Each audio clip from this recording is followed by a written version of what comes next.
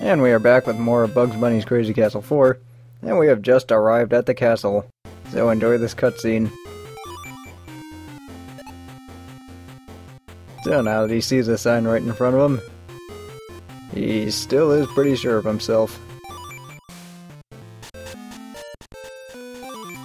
Well, at least he has his confidence still. But nevertheless, we are starting off with the 4th round with Crazy Castle. This is divvied up into a few sections. I think there's about 6 in total. But either way, this first one starts off going back to the basics. What with the first and second game.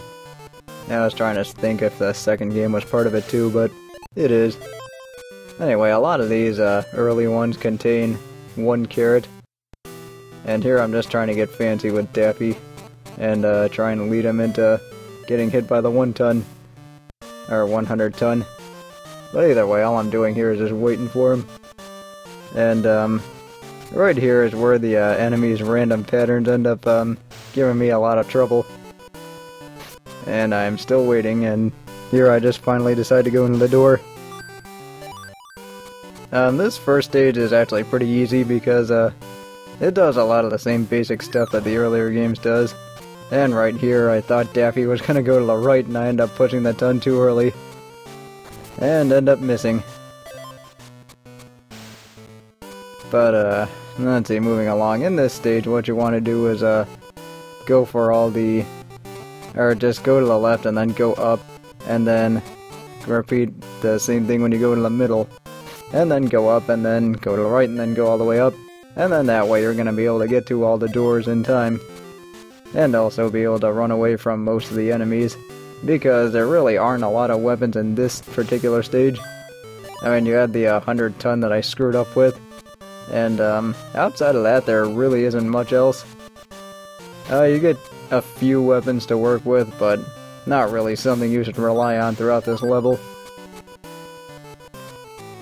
And also, as far as the design or the setup of this game goes, after all the stuff they made you go through, it's kinda makes you wonder, is 6 worlds really necessary before the castle? I mean, I appreciate that they were trying to diversify things instead of just making you go through the castle again.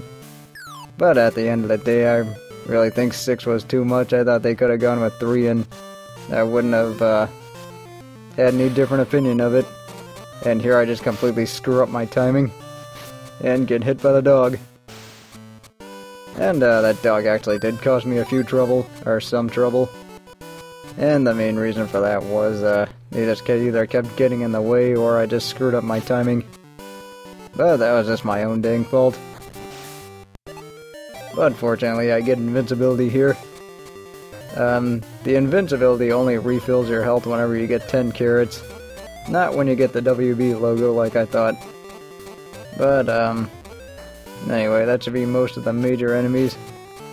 And I think there's just one more Daffy left, but outside of that, there's really not much else here that's going to cause me trouble.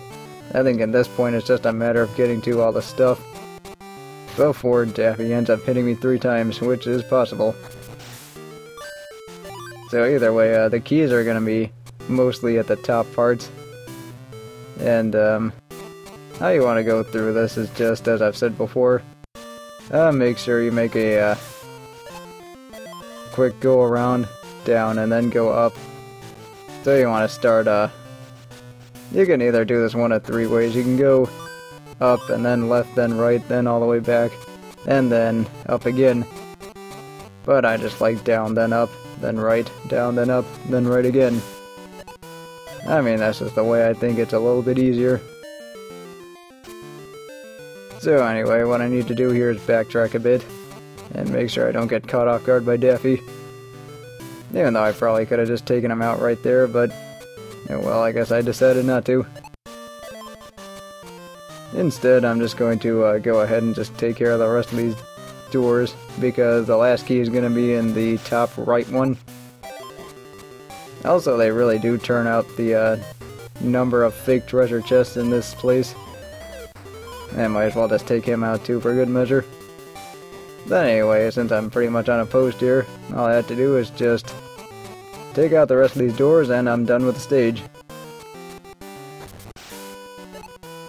But either way, these first 3 levels really aren't that bad. I think, from here on out it does get a lot tougher. I mean, that's to be expected since you are in the second half of the game.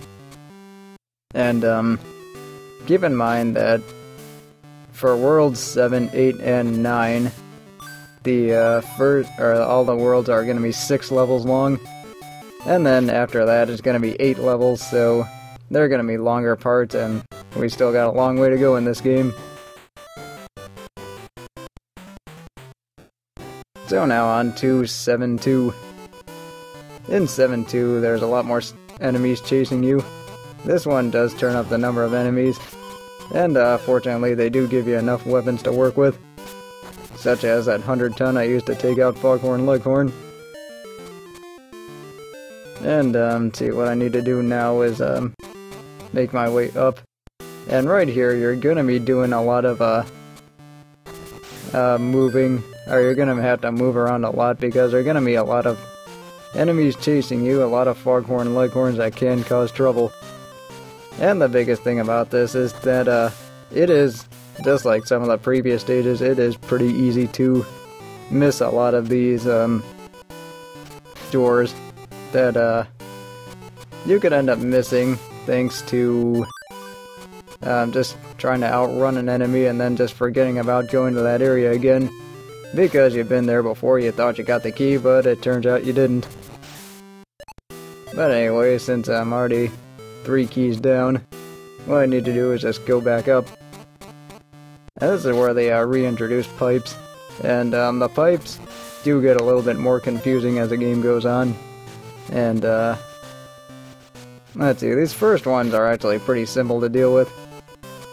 And if you've been following this series, you already know how pipes work, so I don't really need to explain those.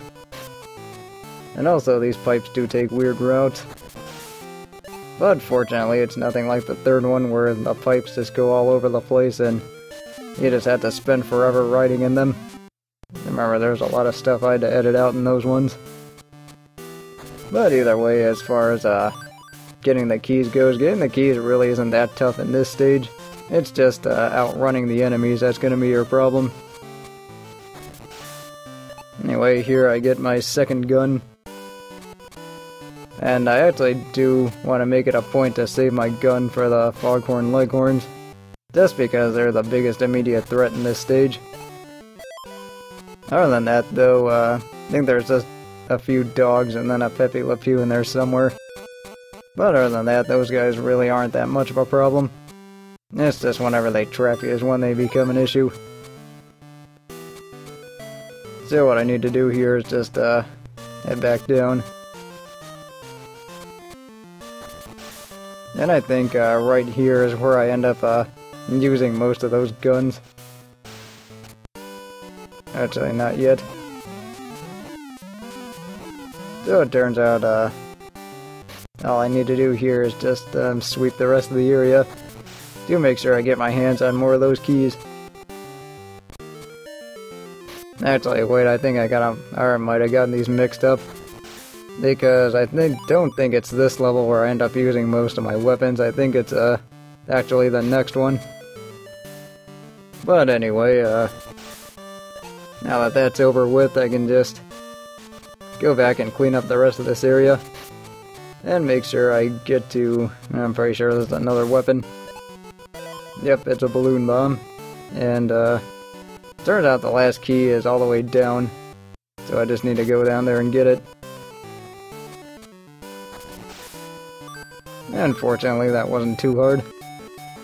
So now all I gotta do is just get to the exit and just finish this off.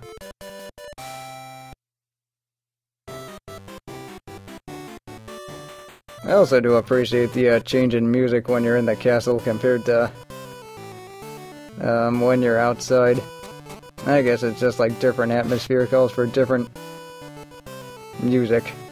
Anyway, this is Foghorn Leghorn kicking my ass, getting the jump on me twice.